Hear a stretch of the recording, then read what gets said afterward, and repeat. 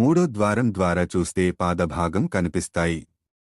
ఆలయ గర్భగృహంలో ప్రధాన దైవమైన పద్మనాభస్వామి అనంతసేనం భంగమలో అనగా అనంతశేషుడి తల్పం మీద యోగనిద్రలో ఉంటాడు. ట్రావెన్కోర్ మహారాజా తనకు తానే పద్మనాభదాసుడని నామకరణం చేసుకున్నాడు. ముఖద్వారం వద్ద హిందూ ధర్మం మీద విశ్వాసం ఉన్నవారికి మాత్రమే ప్రవేశం అన్న ప్రకటన ఉంటుంది.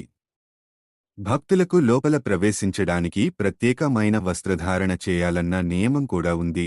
తాళపత్ర గ్రంథాల ఆధారంగా కలియుగం ఆరంభమైన 950వ రోజు తుళువంశ బ్రాహ్మణ ఋషి దివాకరముని సారథ్యంలో విగ్రహ ప్రతిష్ఠ, ఆలయ నిర్మాణం జరిగినట్లు తెలుస్తుంది.